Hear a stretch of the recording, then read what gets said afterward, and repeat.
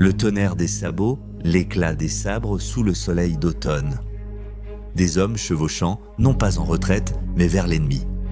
Des bannières au vent, des visages déterminés. C'est cette image qui a été immortalisée en vers et sur toile. Une scène de courage si pure qu'elle semble taillée dans la légende.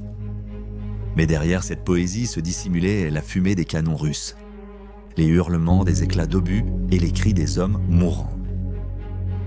La guerre de Crimée ne devait pas se passer ainsi. Cela devait être un affrontement propre et décisif entre grandes puissances, un terrain d'épreuve pour la puissance de la Grande-Bretagne, de la France et de l'Empire ottoman face aux ambitions de la Russie tsariste. Les uniformes étaient éclatants, les plumets majestueux et l'esprit martial élevé. Pour les officiers qui avaient étudié les batailles de Wellington et de Napoléon, la campagne à venir promettait à la fois gloire et promotion. Cependant, la guerre à laquelle ils prenaient part était déjà d'une autre époque.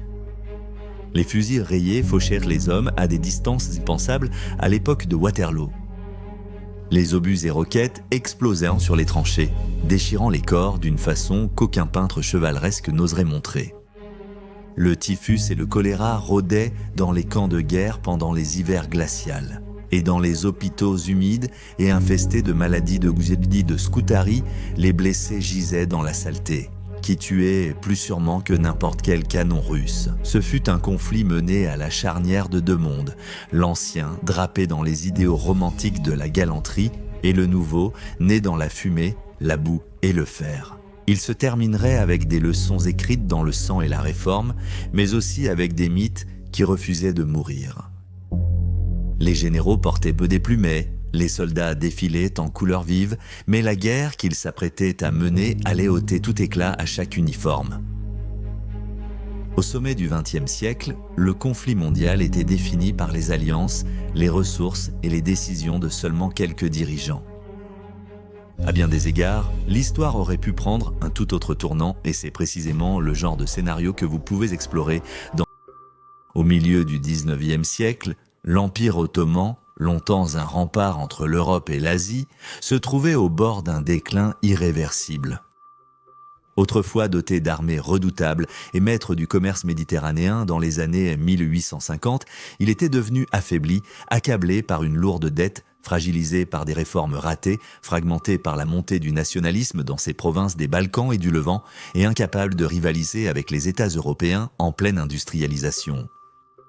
Son armée, autrefois centrée sur les janissaires, manquait de discipline et de financement. Son économie avait été éclipsée lorsque les routes commerciales atlantiques avaient détourné l'activité économique des ports ottomans, et sa population avait à peine augmenté, comparée à l'expansion fulgurante de la Russie. Ensemble, ces éléments étaient les signes d'un empire au bord de l'effondrement, valant à l'Empire ottoman le surnom d'« homme malade de l'Europe ».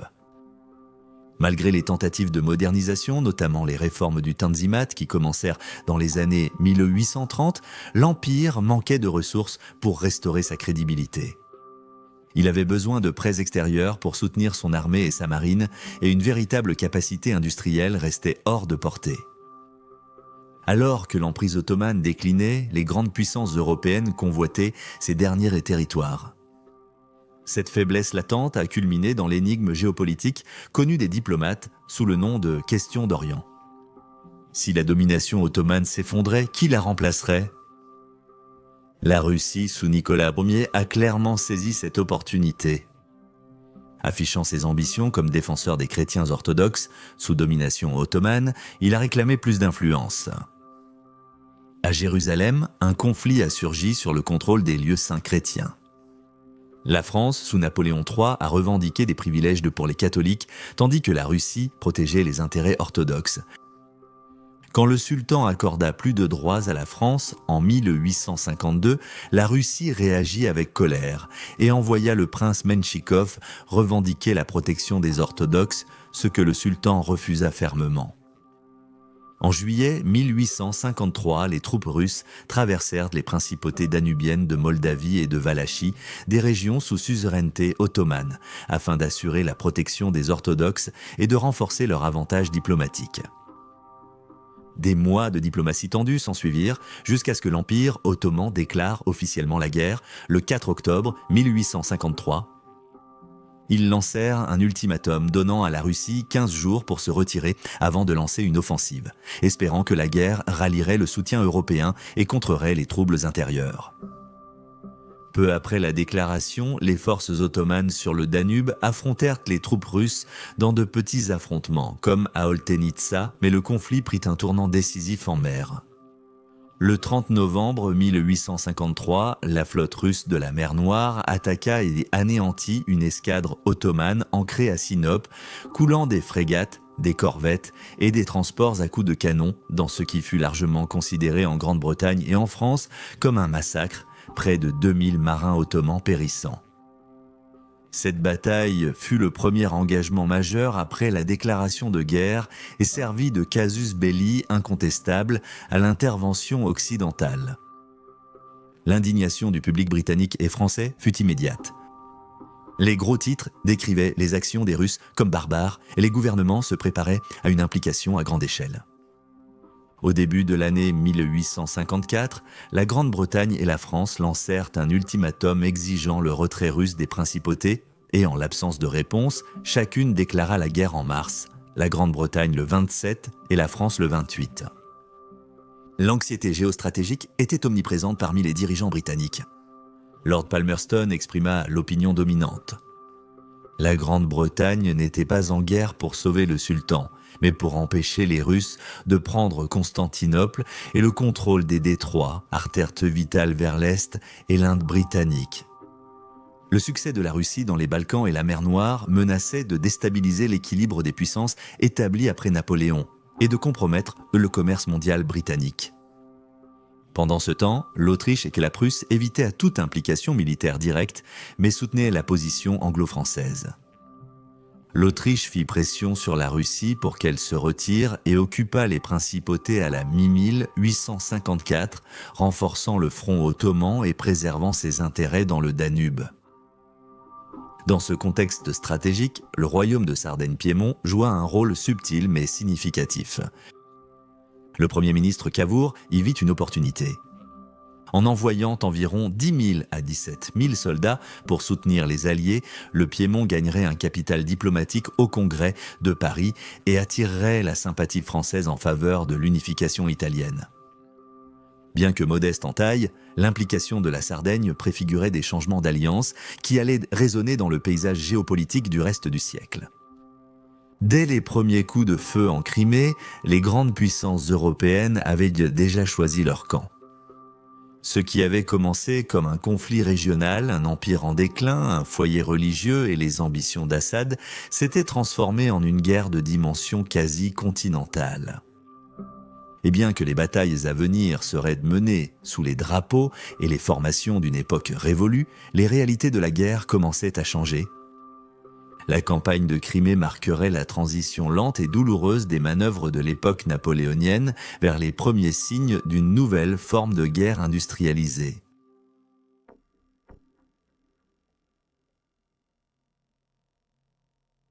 Après la destruction de la flotte ottomane à Sinope, l'Europe se préparait à la guerre. La France et la Grande-Bretagne ont dépassé la diplomatie, voulant punir l'agression russe incontrôlée. En mars 1854, les deux puissances déclarèrent officiellement la guerre et des escadrons navals pénétrèrent en mer Noire. Les Alliés voulaient éviter une invasion massive de la Russie, jugée impraticable et risquée politiquement. À la place, ils concentreraient leurs forces sur Sébastopol, qui abritait la flotte russe de la mer Noire, la principale force navale de la région et le pilier du pouvoir russe dans le sud. Depuis Sébastopol, les Russes pouvaient directement menacer les territoires ottomans, y compris les détroits vitaux du Bosphore et des Dardanelles. En ciblant Sébastopol, les Alliés pouvaient neutraliser la menace navale de la Russie, saper son prestige et son influence dans les Balkans et amener la Russie à la table des négociations, tout en protégeant l'intégrité de l'Empire ottoman. Les Alliés se sont d'abord rassemblés sur le territoire ottoman, principalement à Varna, où, à l'été, ils ont amassé plus de 60 000 soldats, comprenant principalement des contingents français et britanniques, mais aussi des milliers de soldats ottomans. Pourtant, L'essentiel de la campagne a été entaché dès le début par la désorganisation. Lorsque l'expédition a quitté le port, les insuffisances de la planification sont devenues flagrantes. Le 14 septembre 1854, la flotte alliée a commencé le laborieux débarquement dans la baie de Calamita, en Crimée, plus tard surnommée la baie de la Calamité. Les Français, qui étaient de mieux préparés, ont rapidement débarqué à l'abri, tandis que les Britanniques ont gagné la rive en pataugeant au milieu d'une mer déchaînée et d'une pluie torrentielle. Les Britanniques, s'attendant à une résistance ennemie plutôt qu'à un port paisible, ont fait débarquer leur infanterie en premier, sans grande difficulté. Mais quand les tempêtes ont frappé, ils ont tenté de débarquer cavalerie et provisions, provoquant un désastre chaotique. En luttant contre les vagues, de nombreux chevaux se sont noyés, l'équipement et les uniformes ont été détrempés, et les tentes sont restées de simples toiles sans literie. En plus de cela, les Britanniques étaient arrivés sans véritable service de transport ou de bagages, obligeant les soldats à compter sur des chariots réquisitionnés localement et sur le soutien des communautés tatares. Il a fallu plusieurs jours pour réunir la moitié des chariots nécessaires, forçant de nombreux soldats à porter eux-mêmes leurs rations, munitions et équipements. Le 19 septembre, une fois organisés à terre, les Alliés entamèrent leur marche vers Sébastopol. Les Français marchaient sur la droite, près de la mer, leurs uniformes bleus contrastant avec les tuniques écarlates des Britanniques, tandis que la flotte avançait vers le sud à leur côté. Ils rencontrèrent leur première épreuve à la bataille de l'Alma. Ici, l'infanterie britannique et française a pris le dessus sur les positions russes, dominant la rivière, infligeant de lourdes pertes et forçant la retraite. Ce succès tenait en partie à de nouvelles armes. Les fusils français de type minier et les mousquets rayés britanniques, modèle 1853 Enfield, offraient une portée et une précision nettement supérieures par rapport aux armes à canon lisse encore utilisées par de nombreuses unités russes. À Alma, les gardes britanniques auraient tiré des salves soutenues qui décimaient les formations russes avant qu'elles ne puissent réduire la distance avec leurs baïonnettes. Mais malgré la victoire, les Alliés ont manqué une occasion fugace. Au lieu de profiter de leur avantage et de capturer Sébastopol immédiatement, ils ont choisi de déborder la ville et de l'assiéger par le sud. Cette pause a permis aux Russes de renforcer leur défense. Les commandants alliés ont alors priorisé la capture des ports voisins. Balaklava a été choisi comme base d'approvisionnement britannique, tandis que les Français occupèrent le port plus vaste de Kamiek, créant finalement un centre logistique animé avec des boutiques, des bars et des entrepôts. Les historiens ont ensuite jugé que le choix de Balaklava par le maréchal britannique Lord Ragland était une erreur stratégique. La profondeur d'amarrage insuffisante et les flancs exposés rendaient leur ligne d'approvisionnement vulnérable. Les problèmes d'approvisionnement ont vite augmenté. À la mi-novembre, une tempête violente au port de Balaklava a détruit 30 navires, dont plusieurs transportaient des vêtements d'hiver et des provisions. Comme l'ont déploré plus tard les médecins britanniques, des hommes ont gelé ou sont morts de faim dans des tentes fragiles, souffrant de dysenterie et de choléra. Cet hiver-là, maladie et froid ont tué plus de soldats que les balles russes. La communication entre le quartier général et le front passait alors par de nouvelles lignes télégraphiques, une méthode inédite de commandement.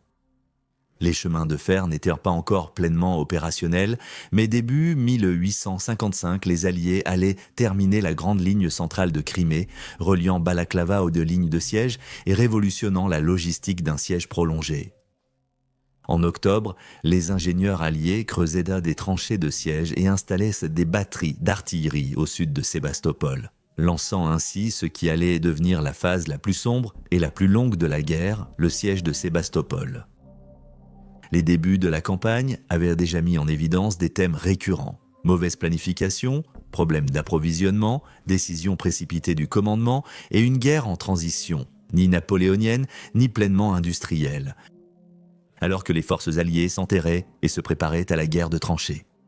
Il était clair que la campagne exigerait de l'endurance, de l'adaptation et surtout une bonne organisation.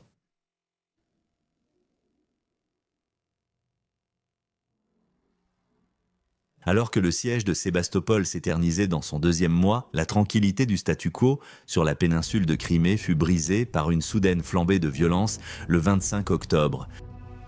La bataille de Balaklava allait devenir l'un des affrontements les plus célèbres et tragiques de la guerre de Crimée, avec la charge malheureuse de la brigade légère, gravant à jamais ce jour dans l'histoire et l'imaginaire populaire. La journée commença par une offensive russe visant à perturber le siège allié. Les forces russes, sous le commandement du général Liprandi, attaquèrent la base britannique de Balaklava. Leur objectif immédiat était de s'emparer de positions stratégiques et de menacer la ligne d'approvisionnement vitale reliant la côte au front.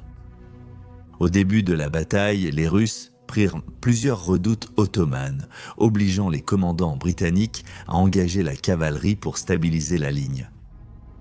Parmi les unités de cavalerie stationnées à proximité se trouvait la brigade légère, commandée par le major général James Brudenell, le 7e comte de Cardigan.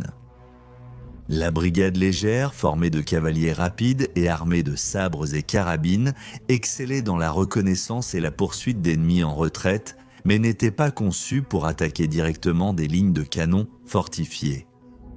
Mais une série de malentendus allait justement les conduire à cette mission. Au cœur de la confusion se trouvait un ordre vague donné par Lord Raglan, le commandant en chef britannique. Craignant que les Russes n'emportent les canons capturés des redoutes, Raglan fit rédiger un ordre. Lord Raglan souhaite que la cavalerie avance rapidement vers l'avant, poursuive l'ennemi et tente d'empêcher l'ennemi d'emporter les canons.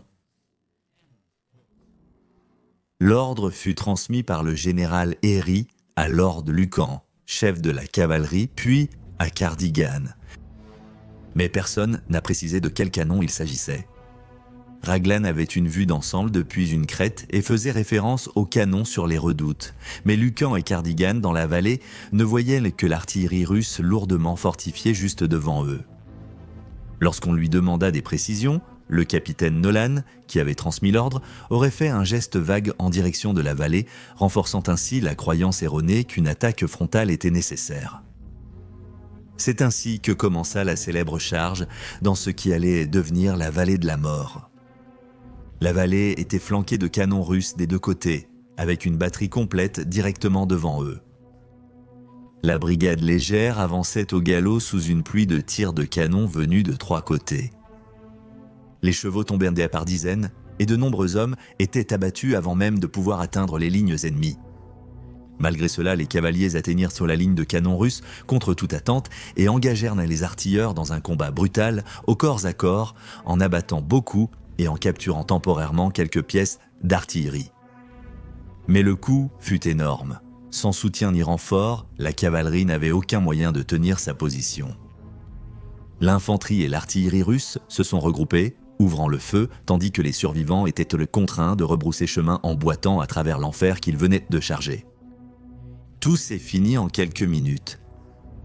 Sur les plus de 600 hommes impliqués dans la charge, environ 110 furent tués, plus de 160 blessés et 375 chevaux furent perdus. Moins de la moitié de la force initiale est revenue. Les morts comptaient des officiers et soldats, nombreux issus de la petite noblesse terrienne britannique. La charge de la brigade légère, désastre tactique, devint néanmoins un symbole marquant dans l'imaginaire public. Le poème d'Alfred Lord Tennyson, publié seulement quelques semaines après la bataille, a immortalisé le courage et le stoïcisme des cavaliers. Ces vers évoquent une image saisissante du noble sacrifice face à une destruction inévitable. Le poème a été largement lu et récité, façonnant la perception britannique de la guerre comme un acte de bravoure et d'honneur, même au milieu des erreurs. Son poème, La charge de la brigade légère, dit « Un demi-mille, un demi-mille, un demi-mille en avant, tous dans la vallée de la mort, chevauchèrent les 600. En avant la brigade légère, chargez les canons, dit-il. Dans la vallée de la mort chevauchèrent les 600. En avant la brigade légère? Y avait-il un homme effrayé? Non, même si les soldats savaient qu'une erreur avait été commise.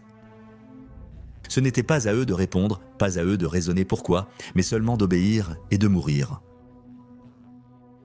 La vallée de la mort chevauchait les Sixcent, les canons à leur droite. Les canons à leur gauche, les canons devant eux, tiraient des salves et grondaient, les frappant d'obus et de boulets. Ils chevauchaient hardiment et vaillamment dans la gueule de la mort, dans la bouche de l'enfer, chevauchaient les 600. Tous leurs sabres nus étincelaient alors qu'ils se retournèrent dans les airs. Sabre au clair, ils frappèrent les artilleurs, chargeant un ennemi tandis que le monde entier s'étonnait. Ils s'enfoncèrent dans la fumée des batteries, traversant la ligne d'un seul élan. Cosaques et Russes chancelaient sous les coups de sabre, brisés et dispersés. Puis ils revinrent, mais pas les Sixcent, les canons à leur droite. Les canons à leur gauche, les canons derrière eux, tirèrent des salves et grondaient. Sous la tempête de balles et d'obus, tandis que chevaux et héros tombaient.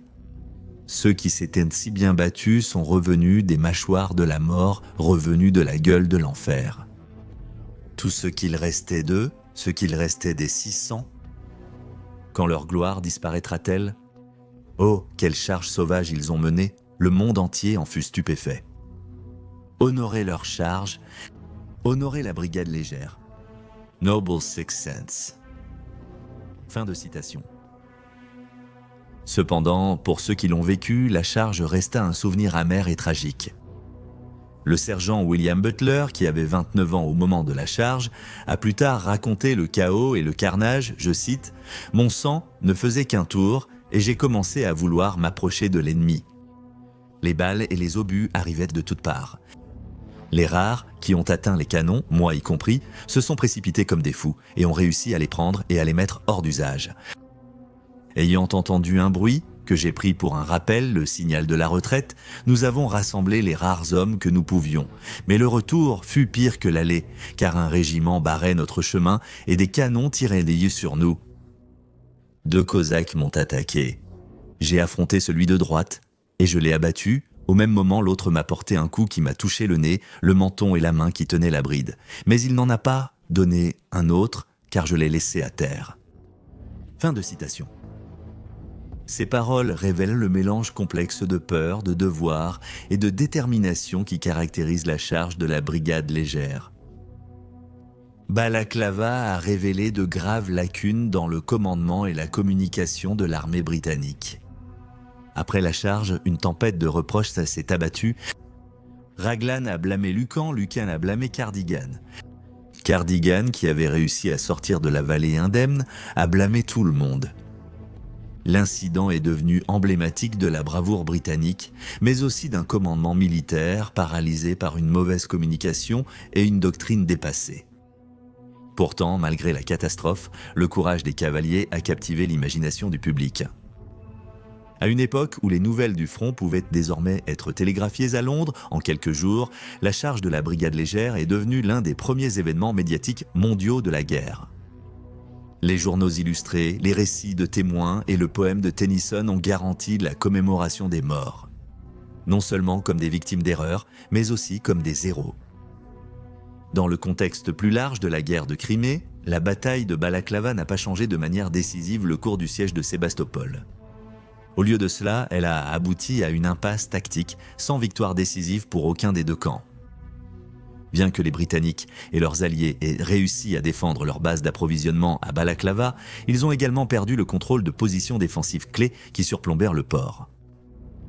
Ainsi, alors que le siège de Sébastopol se poursuivait à travers des hivers rigoureux et des bombardements incessants, le souvenir de cette charge d'octobre persistait, écho d'héroïsme au milieu des ombres grandissantes de la guerre industrielle.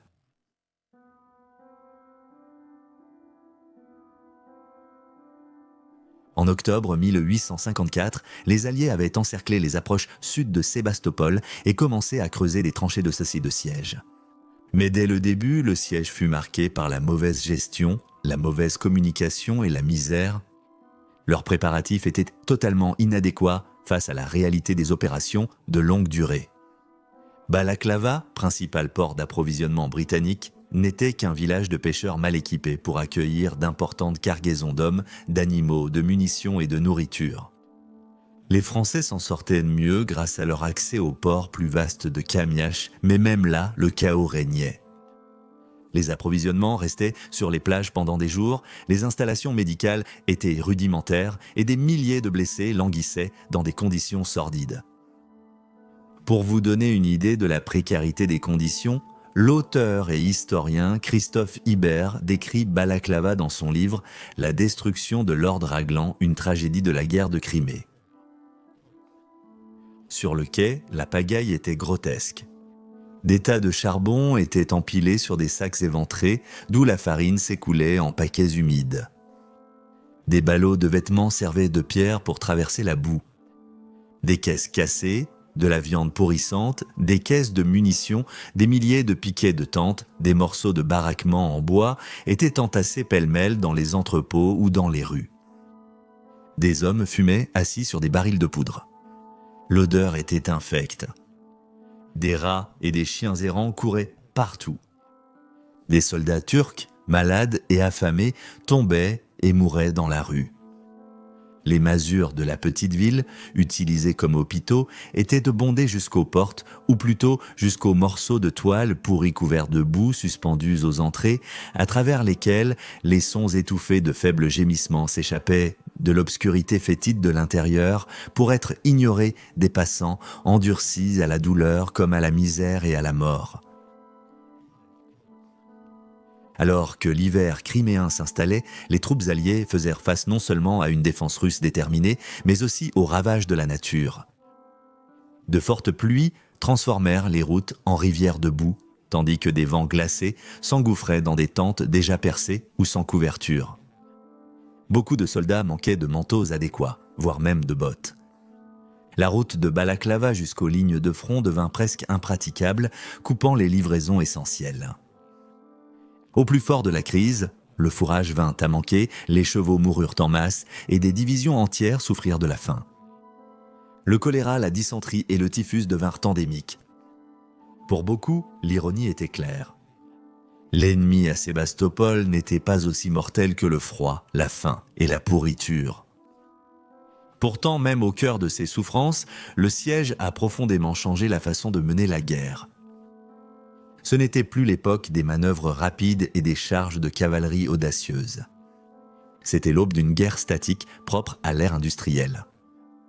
Les soldats s'enfouissaient dans la terre, construisant des réseaux de tranchées élaborés qui, par endroits, s'étendaient sur des kilomètres. La vie quotidienne, c'était les bombardements, les snipers et des repas froids dans des trous mouillés. La guerre de Crimée devenait un avant-goût du front de l'Ouest, 60 ans avant son époque.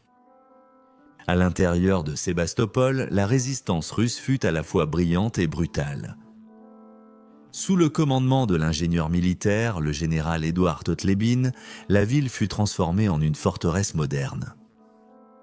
Le génie de Totlebin résidait dans sa capacité à adapter les fortifications à la volée.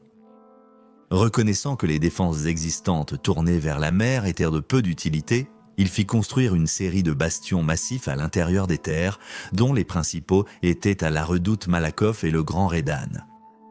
Ces ouvrages en terre, armés d'artillerie, résistaient courageusement aux bombardements ennemis. Les artilleurs russes maîtrisèrent le tir de contre-batterie, tandis que les bataillons de travailleurs réparaient les dégâts et renforçaient les défenses chaque nuit. De grandes offensives alliées tentèrent de briser l'impasse. Le 18 juin 1855, les forces anglo-françaises lancèrent une attaque à grande échelle, mais l'opération fut entachée par une mauvaise coordination. Les Britanniques furent repoussés au Grand Redan avec de lourdes pertes, tandis que les Français, attaquant le Malakoff, ne parvinrent pas à ouvrir une brèche significative. Les pertes se comptaient par milliers, sans résultat tangible à montrer. Une dernière offensive eut lieu plusieurs mois plus tard, le 8 septembre, lorsque les forces françaises, mieux préparées, prirent d'assaut le Malakoff. Les forces britanniques attaquèrent à nouveau le Redan, subissant encore une lourde défaite. Pourtant, la perte du Malakoff fut décisive. Reconnaissant que Sébastopol ne pouvait plus être tenu, le haut commandement russe ordonna un repli de l'autre côté de la baie. Pendant la nuit, les forces russes mirent le feu à leurs entrepôts navals, firent sauter les navires restants et abandonnèrent la moitié sud de la ville. Les forces alliées, épuisés et décimés, entrèrent dans les ruines de l'ancien port naval le plus prestigieux de Russie. Le siège avait duré 11 mois brutaux, coûtant la vie à plus de 125 000 personnes à cause des combats, des maladies et de la famine. Pour la Grande-Bretagne, cette campagne éprouvante révéla d'importantes failles dans la logistique, le commandement et les infrastructures. Pour la France, cela marqua à la fois une résurgence militaire et un rappel brutal du coût de la guerre. Pour la Russie, ce fut un choc psychologique majeur, remettant en cause la puissance de l'armée du tsar et exposant la corruption de la bureaucratie impériale. Pourtant, la chute de Sébastopol n'était pas la fin. La guerre se poursuivit jusqu'en 1856, s'étendant à d'autres fronts et causant de nouvelles tragédies. Pourtant, alors même que la fumée se dissipait sur les hauteurs dévastées autour de la ville, une autre guerre, plus silencieuse, se menait loin du front, dans les salles fiévreuses des hôpitaux militaires. C'était la guerre des blessés. C'était une campagne non pas de balles et de baïonnettes, mais de corps brisés, de blessures infectées et d'actes de soins désespérés.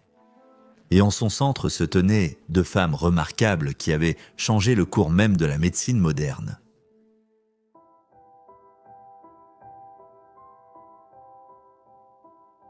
Alors que les canons grondaient à travers les collines de Crimée, une guerre très différente se menait à l'arrière des lignes. Une guerre menée non avec des armes, mais avec du savon, des chiffres et de la compassion. C'est dans les couloirs fétides de l'hôpital de Scutari, de l'autre côté du Bosphore, face à Constantinople, que Florence Nightingale allait devenir la figure la plus durable de la guerre de Crimée, une icône de la réforme dont l'influence allait largement survivre au conflit lui-même. À son arrivée à Scutari en novembre 1854, Florence Nightingale trouva non pas de l'ordre, mais la misère et le désespoir. L'hôpital, installé dans une caserne turque reconvertie, débordait de blessés venant du front. Les hommes étaient entassés sur des matelas de paille sale, souvent sans pansement propre, ni même d'eau potable. Les eaux usées contaminaient l'approvisionnement en eau, les rats infestèrent le sol et une odeur de gangrène et de décomposition flottait dans l'air. Le taux de mortalité parmi les blessés était terriblement élevé, atteignant à un moment donné plus de 40%. Pour Florence Nightingale, qui avait suivi une formation d'infirmière en Allemagne et possédait un sens aigu du devoir, cela était totalement inacceptable.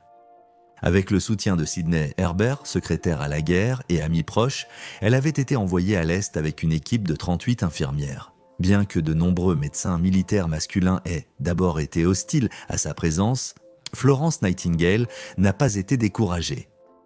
Elle a instauré des protocoles d'hygiène rigoureux. Elle récurait les sols, faisait bouillir le linge, améliorait la ventilation et isolait les patients infectieux. À mesure que ces pratiques étaient mises en place, le taux de mortalité à Scutari a chuté de façon spectaculaire, certaines sources affirmant qu'il est descendu jusqu'à 2%. Les apports de Florence Nightingale dépassaient largement le nettoyage des sols. Elle a été parmi les premières à utiliser des statistiques pour réformer la médecine. Grâce à des diagrammes innovants, appelés aujourd'hui graphiques en secteur polaire, elle a montré que les maladies évitables tuèrent plus de soldats que les blessures de combat. La visualisation des statistiques de mortalité a convaincu tant les autorités militaires que le Parlement. L'hygiène n'était pas simplement une question de confort, mais de survie. Ainsi, Nightingale a posé les bases de la profession infirmière en Grande-Bretagne. À son retour, elle a aidé à fonder l'école de formation Nightingale pour les infirmières à l'hôpital Saint-Thomas de Londres, créant ainsi le modèle moderne de la pratique infirmière. De plus, son travail a poussé l'armée britannique à réformer ses systèmes médicaux et logistiques, les campagnes futures accordant une bien plus grande importance à l'assainissement sur le terrain et à l'organisation des hôpitaux. Cependant, se concentrer uniquement sur Nightingale reviendrait à négliger une autre figure remarquable qui a également servi en Crimée, Mary Seacole. Infirmière et entrepreneuse jamaïcaine, Mary Seacole s'est rendue d'elle-même en zone de guerre après que le ministère britannique de la guerre a plusieurs fois refusé ses candidatures aux corps infirmiers, sans doute à cause de préjugés raciaux. Ne se laissant pas décourager, elle a financé son propre voyage et a ouvert l'hôtel britannique près de Balaklava, un établissement qui faisait à la fois office de clinique, de cantine et de lieu de repos pour les soldats blessés et épuisés. Contrairement à Florence Nightingale, dont le travail se déroulait principalement dans les hôpitaux de l'arrière, Mary Seacole soignait souvent les patients en première ligne, se rendant sur place avec des fournitures et s'occupant des blessés sous le feu. Les soldats l'ont surnommée Mère Seacole, et beaucoup la considèrent aussi héroïque que Florence Nightingale elle-même. Cependant, il a fallu attendre un siècle plus tard pour que l'héritage de Mary Seacole commence à recevoir la reconnaissance qu'il méritait. Aujourd'hui, ces deux femmes non sont justement reconnues comme des pionnières dans le domaine longtemps négligé de la médecine militaire. Dans une guerre marquée par la folie stratégique et la mauvaise gestion politique, leurs actes de compassion demeurent des témoignages durables de la dignité humaine au milieu du chaos. Malgré leurs efforts, la guerre continuait. Les lignes de siège à Sébastopol s'éternisaient, mais loin du front, Nightingale et Seacole menaient une révolution plus discrète. L'une combattait avec de l'eau propre, des données précises et une détermination inébranlable. Et à bien des égards, c'est cette guerre-là, plutôt que celle sur le champ de bataille, qui allait changer l'armée britannique à jamais.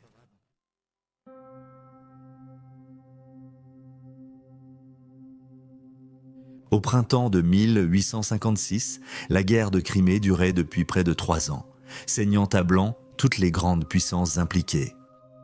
La Russie, affaiblie par la défaite à Sébastopol et une économie ruinée, affrontait une agitation grandissante.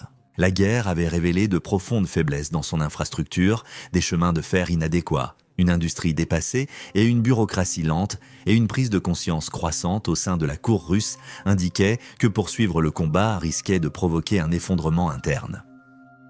Grande-Bretagne et France, malgré leur victoire, subissaient aussi la pression. L'opinion publique se détériorait au fur et à mesure que les pertes augmentaient et que le coût humain et financier de la guerre devenait difficile à justifier. L'Empire ottoman, bien que techniquement du côté des vainqueurs, avait été poussé à ses limites. Son armée et son trésor étaient tous deux dangereusement épuisés, et une grande partie de sa capacité militaire dépendait de l'aide étrangère. Dans ce contexte, les diplomates se sont réunis à Paris en février 1856 pour négocier un accord de paix. Du côté des Russes, le tsar Alexandre II était prêt à parvenir à un compromis.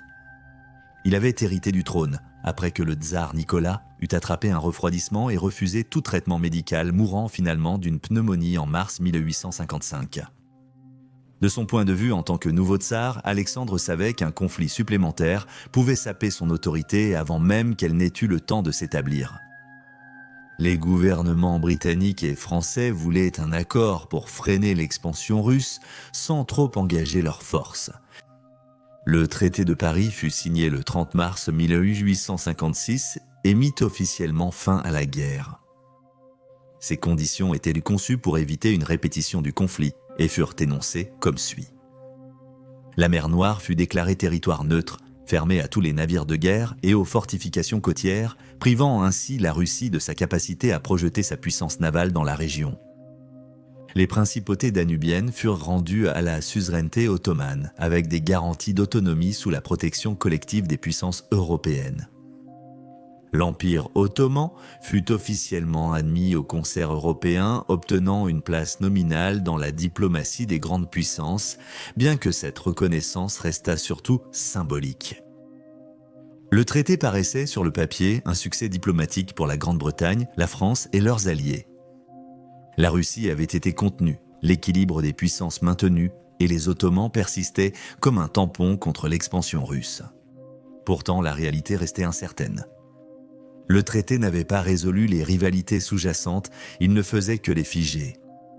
En moins de 20 ans, la Russie s'affirmerait de nouveau dans les Balkans et les clauses sur la mer Noire seraient annulées. Pour la Russie, la fin de la guerre fut une humiliation et un tournant. Alexandre II s'est lancé dans un programme de réforme, y compris l'émancipation des serfs en 1861, en partie en réponse aux leçons tirées de la guerre. Pour la Grande-Bretagne, l'issue de la guerre était ambiguë. Elle avait contenu la Russie, mais au prix de l'exposition de ses propres inefficacités militaires. La France sortit de la guerre avec un prestige bref, tandis que les Ottomans, évitant l'effondrement total, dépendèrent toujours du soutien européen. Le traité de Paris était moins un règlement de paix qu'une pause, une trêve précaire dans la longue rivalité entre les empires. Les canons s'étaient tus, mais les nuages orageux au-dessus de l'Europe persistaient.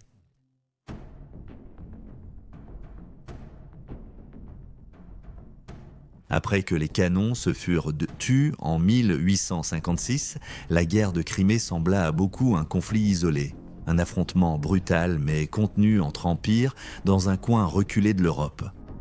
Pourtant, en réalité, c'était une guerre qui allait projeter une longue ombre sur les décennies à venir. Les leçons qu'elle a offertes, et dans certains cas les mythes qu'elle a engendrés, allaient résonner jusqu'au champ de bataille meurtrier du XXe siècle. La guerre de Crimée a mené à des réformes.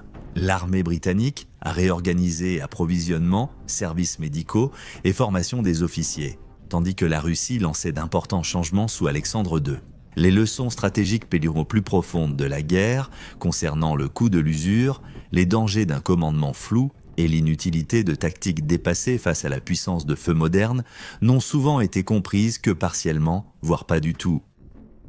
Militairement, la guerre de Crimée a fait le lien entre deux époques. Elle a conservé les attributs romantiques de l'époque napoléonienne.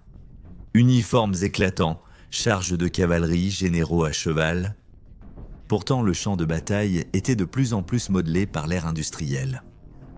Les mousquets rayés augmentèrent la portée mortelle et rendaient les assauts frontaux traditionnels et les charges à la baïonnette encore plus meurtriers, voire suicidaires. L'artillerie, ravitaillée par le rail et apte à des bombardements continus, avait fait des sièges de longs massacres. Le télégraphe diffusait ordres et nouvelles à travers les continents en quelques heures au lieu de semaines, rapprochant ainsi le monde diplomatique et du commandement. Ces innovations seraient à perfectionner et multiplier lors des conflits ultérieurs. La guerre des Boers, à la fin du siècle, a opposé la Grande-Bretagne à des positions retranchées, des tirs de fusil longue portée et aux défis logistiques des campagnes modernes. Au déclenchement de la Première Guerre mondiale, en 1914, les tranchées et les duels d'artillerie de Sébastopol semblaient étrangement familiers, mais désormais amplifiés à l'échelle industrielle moderne. Le mélange de tactiques dépassées et de puissance de feu moderne de la guerre de Crimée fut un sombre avant-goût des impasses et des pertes massives qui allaient caractériser le front occidental. Fait crucial, la guerre de Crimée a aussi introduit la guerre médiatique moderne. Pour la première fois, des correspondants de guerre comme William Howard Russell du Times ont apporté au public des récits vivants et souvent peu flatteurs. Ces reportages sur la mauvaise gestion, la souffrance des soldats et l'héroïsme de Florence Nightingale ont provoqué l'indignation et des réformes dans son pays. La guerre fut aussi l'une des premières photographiées, les images composées de Roger Fenton offrant au public victorien une vision organisée mais tangible du front. Cette alliance entre le reportage et l'image a créé un modèle pour la manière dont les conflits seraient aperçus et parfois mythifiés par le public. Aucun épisode n'illustre mieux cette création de mythe que la charge de la brigade légère. Bien que désastreuse, cette action a été immortalisée presque aussitôt en peinture et en prose. Les vers d'Alfred Lord Tennyson ont transformé une erreur coûteuse en une légende de bravoure, présentant les cavaliers condamnés comme des martyrs du devoir. De telles représentations romantiques sont devenues une partie de l'identité martiale de la Grande-Bretagne, façonnant la perception publique de la guerre pour les générations à venir. Cela a aussi eu ses conséquences. Au moment où la Première Guerre mondiale est arrivée, beaucoup de jeunes hommes portaient encore une vision de la guerre comme une aventure honorable, une vision héritée en partie de la mémoire sélective de l'époque victorienne concernant des conflits comme la Crimée. Les affiches et les discours invoquaient le même esprit de chevalerie et de sacrifice que celui de la charge de la brigade légère. Pourtant, au lieu d'une aventure remplie d'actes héroïques, romancés et de charges de cavalerie, ceux envoyés au front en 1914 furent confrontés à des tranchées boueuses, à des tirs d'artillerie constants et à une guerre mécanisée qui allait définir le carnage de la Première Guerre mondiale. La guerre de Crimée fut à la fois un avertissement et un modèle. Elle montra ce qui se passait lorsque le progrès industriel entrait en collision avec la guerre traditionnelle. Et elle démontra comment l'opinion publique, alimentée par la communication rapide, pouvait façonner le cours et l'héritage d'un conflit. Bien que souvent éclipsée dans les histoires populaires par les cataclysmes qui ont suivi au XXe siècle, c'est en Crimée que l'ère moderne de la guerre, avec sa technologie, sa bureaucratie et sa propagande, a véritablement commencé à prendre forme, montrant comment les tactiques, les stratégies et le romantisme d'une époque révolue de la guerre touchaient à leur fin. Cliquez sur le lien dans la description ou le commentaire épinglé pour jouer gratuitement à Supremacy World War 3 et recevoir votre pack de démarrage exclusif de 25 $, incluant une puissante unité saisonnière disponible seulement durant les 30 prochains jours.